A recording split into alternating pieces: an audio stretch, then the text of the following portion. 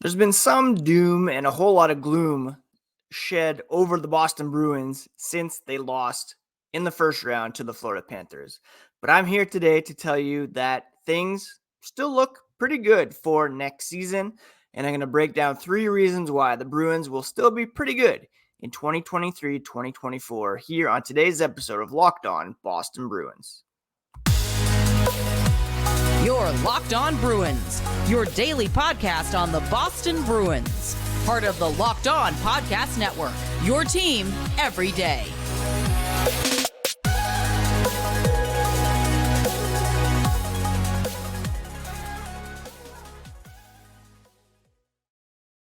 What is up, Bruins fans, and welcome back to the Locked On Boston Bruins podcast. I'm your host, Ian McLaren, and this is a daily show where we discuss all things Spoked Beat. Today is Thursday, July 20th, and I want to thank you so much for making Locked On Bruins part of your day every single day. The podcast is free and available on your favorite podcast apps, as well as on YouTube. We are part of the Locked On Podcast Network, your team every day. Speaking of that, I will be here today and tomorrow with brand new episodes. Then going off on vacation next week, maybe one episode later in the week. And then into August, we will be doing 3 shows per week: Monday, Wednesday, Friday, perhaps Monday, Wednesday, Thursday as well in there sometimes if I want to take a long weekend. If you are on Twitter, Instagram, you can find the podcast at Locked NHL Bruins, and you can find me, my dad jokes, hockey thoughts at Ian C. McLaren on Twitter, Threads, Instagram, and let's get into it, shall we? All right, a lot of us still reeling from that playoff loss to the Florida Panthers, and rightfully so. It was a loss for the ages. The Boston Bruins, the best regular season team in history, losing to a team that finished, I believe, 43 points behind them in the standings.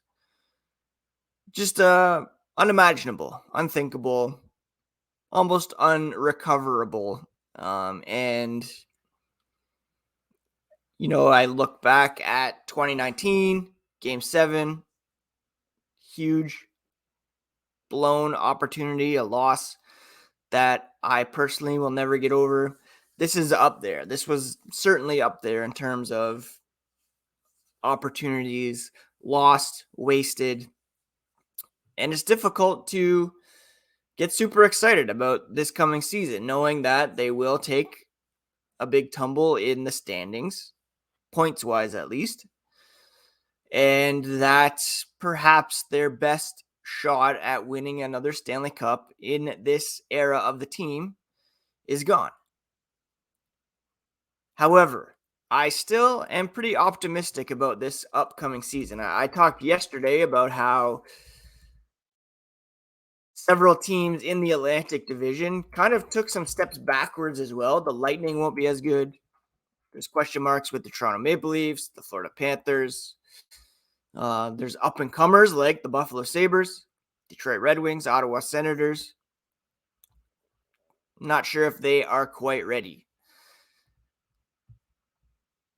And here's a caveat. If Patrice Bergeron is back, if Bergeron and David Krejci are back, then the Bruins will still be a formidable opponent. Even if it's just Bergeron who's back, I'm very high on the Bruins going into next season. If Bergeron is not back, it's a bit dicier, but I do think there's reason to be optimistic still, and that it's not just going to be Wile E. Coyote falling off a cliff here. The first one is the fact that David Pastrnak is still a Boston Bruin. Could you imagine if Boston had this historic regular season, they fell off in the playoffs, and David Pastrnak had not yet signed his contract extension, went to free agency, and signed elsewhere? Now that would be reason for packing your bags and taking a long walk into the forest alone with your thoughts, because that would have been disastrous. Instead, he is locked up to an 8-year, $90 million contract, $11.25 million, signed on March 2nd, and that contract was signed while he was in the midst of a career season. And there's every reason to believe that he will continue to produce at elite levels going forward. Will he get 61 goals and 113 points every season? Well, I hope so. That would be fantastic. But 50 goals, 100 points, let's do it year in and year out. Now, health was a big factor this past year. He played all 82 games. But David Pastrnak, it's no longer a case of him being carried by Bergeron and Brad Marchand. He is an elite producer all on his own. He wasn't relying on David Krejci last year or Pavel Zacha. He is a creator. He's a stronger two-way player than he was when he came into the NHL. And he's right up there with some of the best in the league, and he's being paid as such. I believe in David Pastrnak. I believe that he will continue to produce at elite levels. And really, he has to, because he's carrying a daily cap hit of $60,000, which is insane. $11.25 million per season, up there with some of the highest paid players in the NHL at the moment. In fact, he will this season have the sixth highest cap hit among all players, behind Nathan McKinnon, Connor McDavid, Artemi Panarin, Austin Matthews, and Erik Karlsson. And just ahead of John Tavares, Drew Doughty, Mitch Marner, Carey Price, and Jonathan Huberdeau. A lot of these contracts were handed out to guys who were kind of past their primes. Think of, well, Karlsson until he busted out last year, Tavares, Doughty. David Pastrnak, 27 years old, right in the prime of his career, and he is going to keep it going. I very much believe that. We're going to keep it going here, talking about a couple other reasons why the Bruins will still be pretty good in 2023-24 after the break.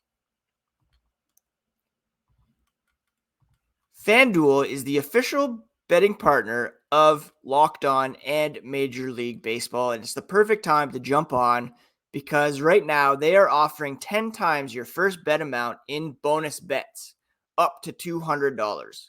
So what does that mean? You bet $20, you'll land $200 in bonus bets, whether you win or lose on that first wager. That's $200 you can spend on everything from money line to over-unders to who you think is going to hit the first home run. All on an app that's safe, secure, and super easy to use. Plus, when you win, you get paid instantly. No better place to bet on Major League Baseball than FanDuel, America's #1 sportsbook. Sign up today by visiting FanDuel.com/lockedon to get up to $200 in bonus bets. That's FanDuel.com/lockedon. FanDuel is the official partner of Locked On and Major League Baseball. Thank you so much once again for making Locked On Boston Bruins part of your day every single day. Again, we'll be back with a fresh episode tomorrow, Friday, July 21st. It's going to be a mailbag wrapping up any questions you may have after the playoff collapse, free agency, the remaining restricted free agents next season. Hit me up on Twitter, Instagram, or drop a question in the YouTube comments. All right, another reason why I think the Bruins will still be pretty good next season is they made conscious decision to keep the defense together. And we all know last year the Bruins were a fantastic defensive unit. They allowed 2.12 goals per game, which was miles better than second place Carolina, who had 2.56 goals per game allowed. Third place Dallas Stars, 2.62. That's a full half a goal per game. Their goal differential, of course, was outstanding, and the offense is going to take a hit. They finished the season second to the Edmonton Oilers in terms of goals per game, 3.67 compared to Edmonton's 3.96. 174 goals allowed. Carolina was second at 210, Dallas at 215. That's, 40 goals difference, 41 goal difference. So heading into this season, the Bruins needed to shed some cap space. They needed to make room. And it looks like Don Sweeney, up to this point, has made the conscious decision to keep the defense core intact for the most part. Gone is Connor Clifton, but the top five still very much together. Charlie McAvoy, all-world defenseman, going to play hopefully all 82 games this season. Still only 25 years old and should establish himself once again as a Norris Trophy candidate, if not a finalist, in 2023-24. You have Hampus Lindholm, who stepped up last season in McAvoy's absence early and finished pretty high in the Norris rankings on his own accord. He's 29. He did have some injuries down the stretch that hindered him in the playoffs. But still, to have those two guys together on, then not necessarily the top unit, but in your top four, you can't overstate how important that is. They're complemented, of course, by Matt Grzelcyk, still around at this point. He and Charlie McAvoy form one of the best defensive pairings in the NHL. Brandon Carlo, along with Hampus Lindholm, also very solid. Derek Forbort, I've talked extensively about how I think he should have been scratched in the playoffs. And Clifton, Grzelcyk, perhaps not. Grzelcyk especially. But for better or worse, he's still around as well, largely because of his penalty-killing prowess. Jakub Zboril should be getting a chance here to get some solid playing time. He'll be fighting with Kevin Shattenkirk and Ian Mitchell for playing time, on the third pairing. Ian Mitchell with some offensive upside, Kevin Shattenkirk, a veteran presence. None of these guys maybe as physical as Cliffy Hockey, maybe won't drop as many truth bombs on the opposition, but still very solid in their own ends. And Zboril, I'm excited to see his trajectory. I think, when given regular playing time, he has played pretty well. There wasn't really much room for him last year. Only got into 22 games. He had 4 assists. But in 2021-22, before he was injured, he looked pretty good. And I think he'll get more playing time here this season. So that was a smart play by Don Sweeney. Keep the defense together. You have Pastrnak as an elite player up front. You have Charlie McAvoy as an elite player on the back end. Those are as good of building blocks combined as you're going to find around the league. Obviously, Edmonton has McDavid and Draisaitl. That's hard to compete with. Toronto has Matthews and Marner. But in terms of elite forward and an elite defenseman, you're looking at maybe Colorado with McKinnon and Cale Makar. Maybe New York with Adam Fox and Artemi Panarin, but I think Pastrnak's better than him at this point. If Carlson gets traded, then wherever he goes, and forward combination, maybe Sebastian Aho or Andrei Svechnikov. But still, Pastrnak, McAvoy, high-end players at each of their positions, and that is something to build around. Not to mention the goaltending, which we will discuss here after the break. All right, just like Sweeney decided to keep the defense core together, he's also made, well, arguably made the decision to keep the goaltending duo together as well. Jennings trophy winning duo, allowing the fewest goals in the NHL last season. Now, of course, there's still Jeremy Swayman's contract to be worked out. He's a restricted free agent and heading towards an arbitration hearing in about 10 days. Ideally, the two sides will come to an agreement before then. But even if it goes to arbitration and he's awarded something higher than what the Bruins wanted to pay him, they're not going to walk away and let him become an unrestricted free agent. Highly unlikely that they're going to trade him at this point either. Now, that's still a possibility. I'm not going to guarantee that Jeremy Swayman isn't dealt at some point if things get super contentious here.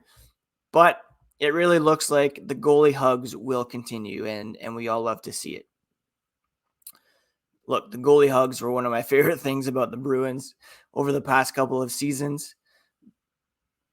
What's more is the fact that they stop so many pucks. That's the main key. While Linus Ullmark likely headed towards some regression, I highly doubt he's going to maintain a .938 save percentage. There's still room for growth in Jeremy Swayman's game as well. I think he can continue to step up and prove that he is a future number one goalie in the NHL. 37 games last season, a .920 save percentage. That's very, very good. Keep in mind, he still only has 88 appearances at the NHL level. That's still very young, still relatively inexperienced. It's kind of when you hit the 100-game threshold that you can really gauge what a goalie is.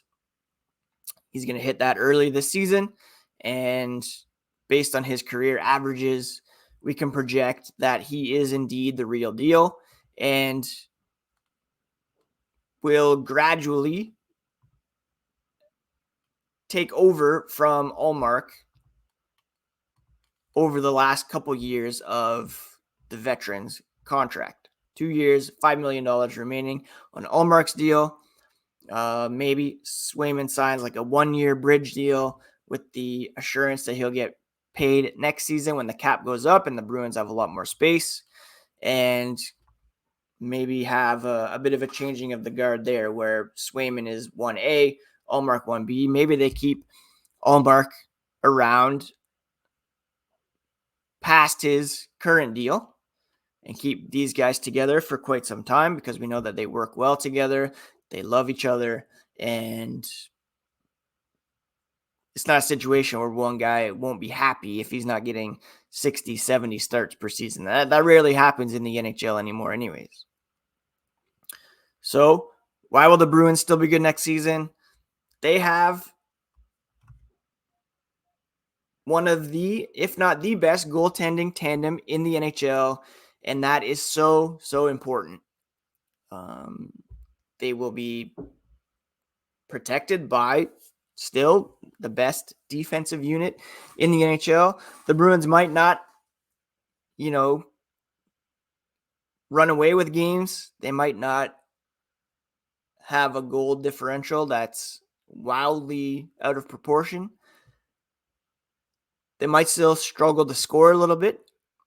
You're going to need Pastrnak to be supported by Zacha, DeBrusk, James Van Riemsdyk, Jesper Boqvist perhaps, Charlie Coyle, Brad Marchand needs a big season still, even though he's getting up there.